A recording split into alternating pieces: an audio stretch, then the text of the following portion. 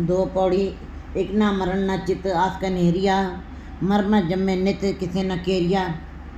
एक ऐसे पुरुष हैं, होते हैं, ऐसे भी जीव होते हैं जो आशाओं और कामनाओं से कभी बाहर नहीं निकल पाते हैं। वो अपने मन में केवल आशाएं और कामनाएं और तृष्णाओं के सहारे ही संसार में उन्होंने अपने जीवन को लक्ष्य को बनाया हुआ है। आशाओं कामनाओं से तृष्णाओं से बाहर नहीं निकलते हैं। ऐसे जीवों का गुरु जी बताने, ऐसे जीवों का मर जन्मे नित्य किसी न केरिया। ऐसे जीव बार बार मरते हैं, जन्म लेते हैं और योनियों में भटकते हैं। वो कभी भी किसी भी गुरु पीर के नहीं हो सकते ना, क्योंकि वो मंदिर मस्जिद गुरुद्वारे ज़रूर जाएंगे, लेकिन वो अपनी मंजिल को छू नहीं सकते, क्योंकि वो दो नाव में बैठे हुए हैं। दो नाव में जो बैठा है वो एक किनारे पर कभी भी नहीं जा सकता। डूबने के अलावा उसका कोई दूसरा रास्ता नहीं है। वो किसी गुरु पीर के नहीं हो सकते हैं। वो अपनी मंजिल को नहीं छूते, अपने जीवन के उद्देश्य को पूरा नहीं कर सकते हैं। अपने मन चित्त कहन के चंगेरिया।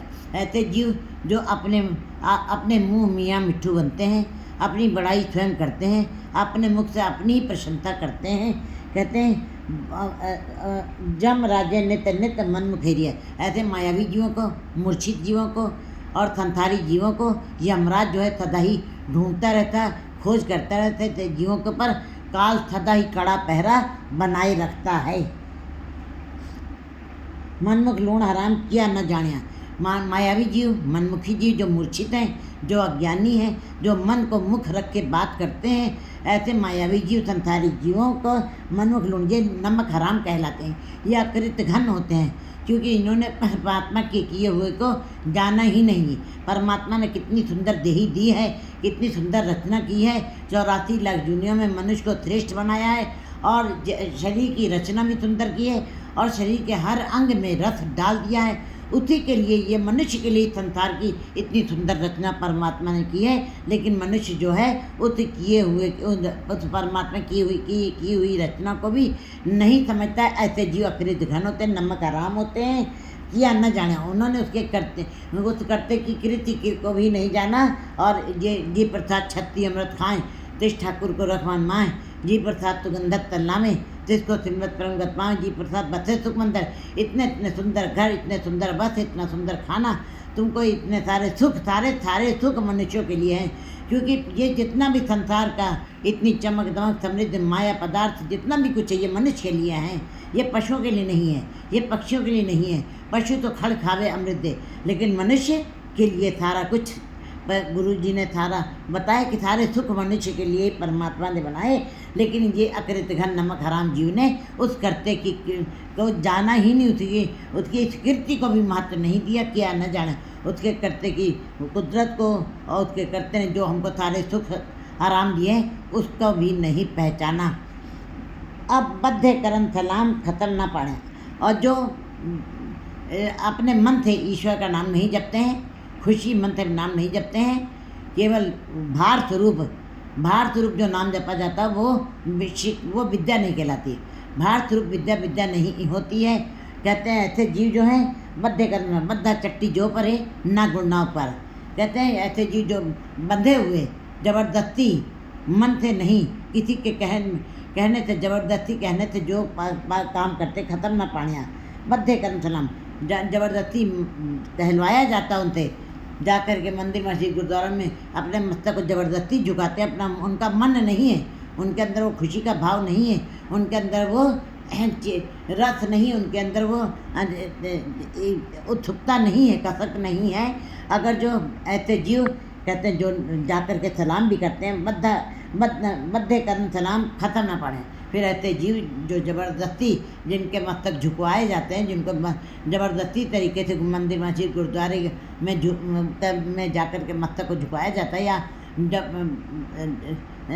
बेमन होकर के जो नाम जपते हैं, ऐसे जीव उस खत्म परमात्मा रूपी खत्म को अच्छे नहीं लगते हैं। उनकी भक्ति परमात्मा के दर में कबूल नहीं होती है, स्वीकार नहीं होती है।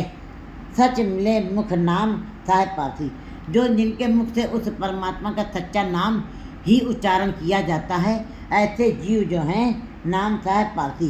साहेब को ऐसे जीवों का नाम जपना बहुत ही अच्छा लगता है। ऐसे जिनके मुख से परमात्मा का नाम निकलता है, सच मिले मुख नाम, जिनके मुख से परमात्मा का नाम ही निकलता है, ऐसे जीवों का नाम जपा हुआ परमात्मा को भला लगता है। ऐसे जीवों का नाम जपा हुआ परमात्मा को अच्छा लगता है। करसन तखत नाम लिखा पावती।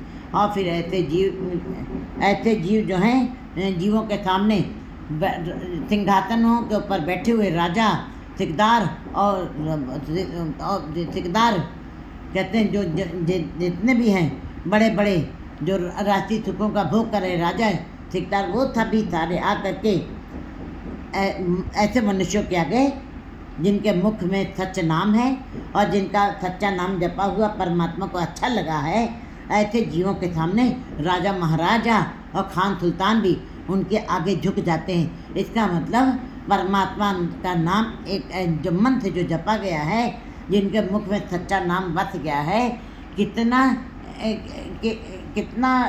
उन जीवों की महत्ता बढ़ जाती है।